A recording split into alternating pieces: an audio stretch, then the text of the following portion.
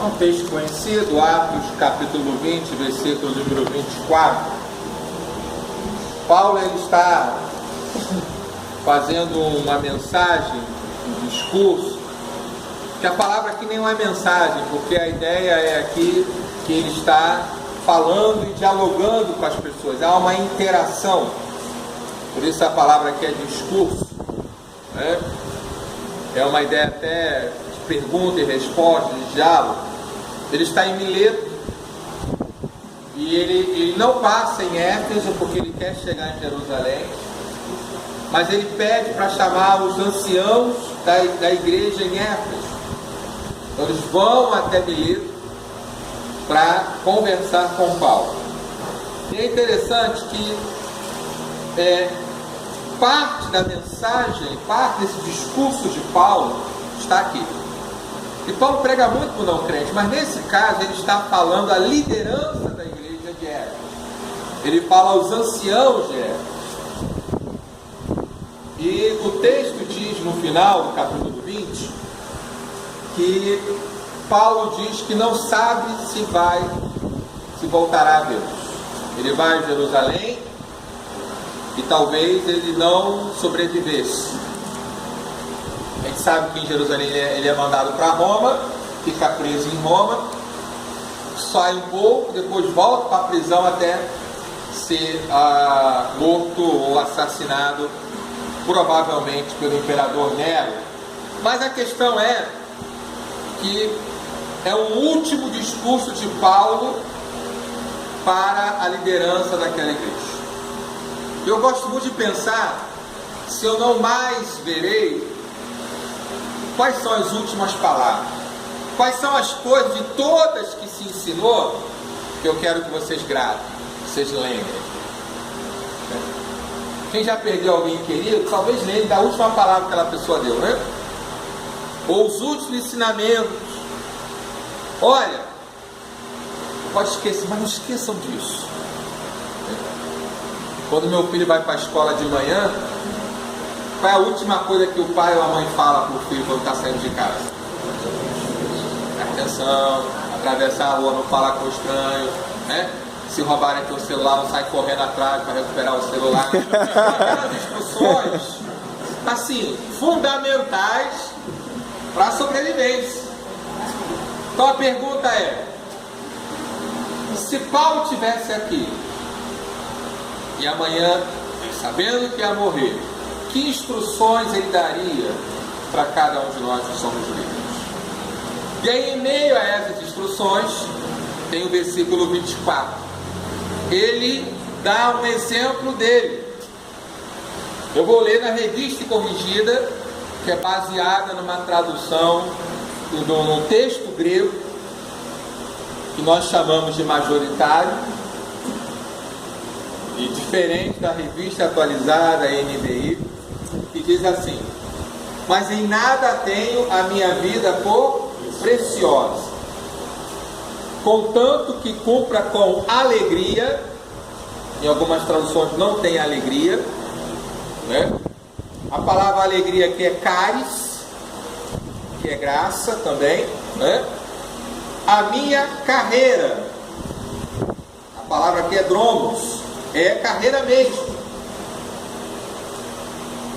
E o ministério, a palavra diaconia que ele vai usar aqui. Então ele dá duas coisas, carreira e ministério. Mas ele define o que é ministério para ele. Qual é o ministério que Paulo recebeu do Senhor Jesus? Testemunho o Evangelho. Ele está aqui para isso.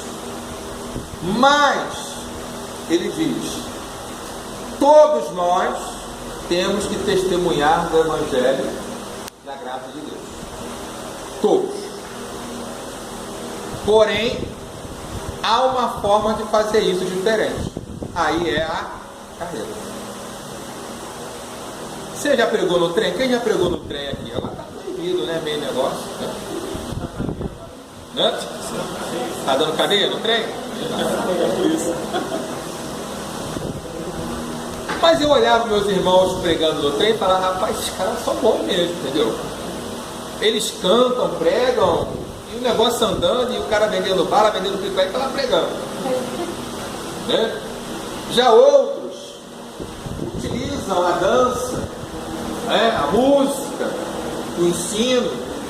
A questão é, Paulo ele diz para a igreja, queridos,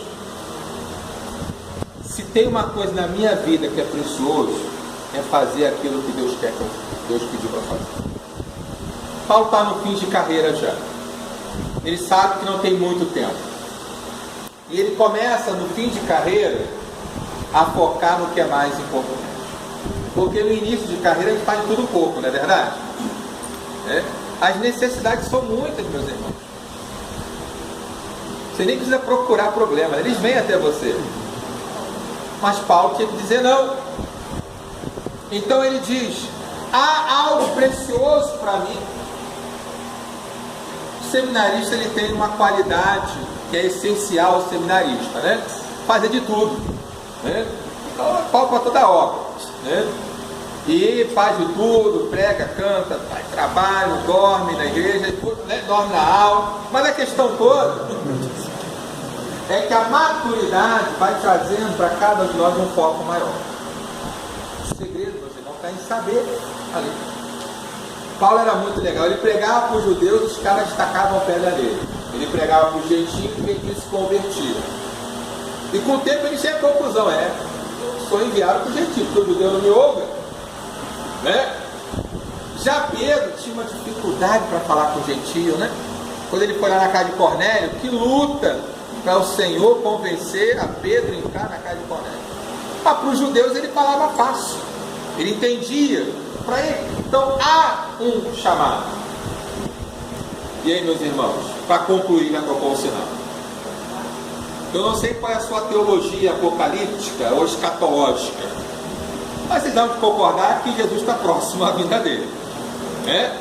Não sei se você é milenista, pré-milenista, flamenguista, mas a questão é, ele está próximo.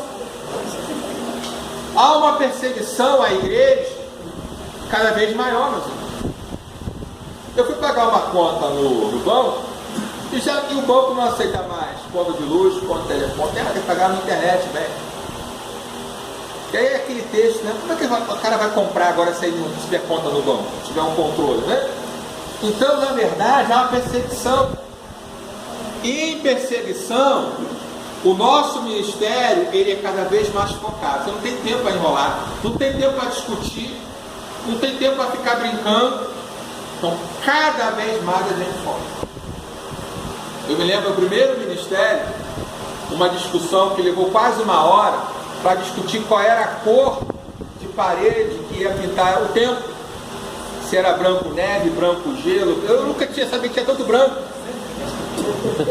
E cada um com base bíblica, né?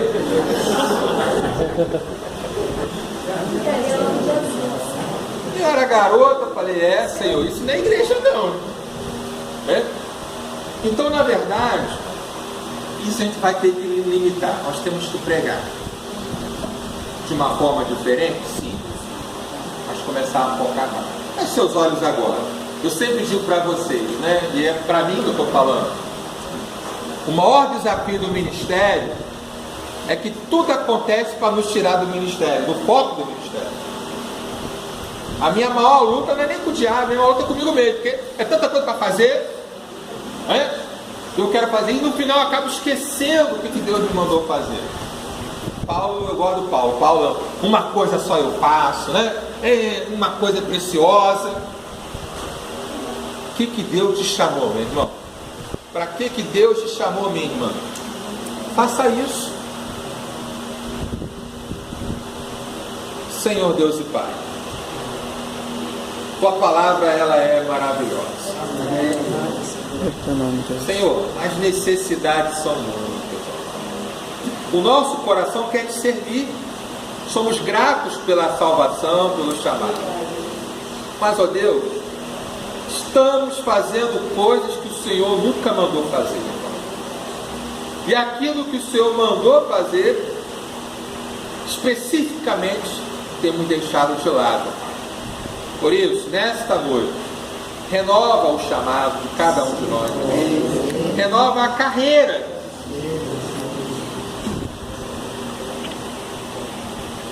Não importa se essa carreira ela tem o ibope alto, se ela tem o holofote, é essa carreira, é esse o chamado, Senhor, é isso que eu vou fazer. Mas às vezes as demandas da vida vão sugando e podemos chegar ao final da nossa vida olhando para trás e lamentar, não fiz aquilo que Deus mandou. Ou talvez Deus falar, olha, você trabalhou muito, mas não é nada disso que eu mandei fazer. Por isso, ó Deus, vai lapidando em cada coração aqui, nessa carreira. Se é para ser pastor, amém, mas se não for para ser pastor, também. Serviço cristão não é só para pastor, não. Não é só para diácono, não. Serviço é para aquele que é discípulo de Cristo. E não tem categoria de discípulo, não. Só tem um tipo de discípulo, aquele que obedece ao Senhor. Amém, Senhor. Continua a ministrar nosso coração, Pai.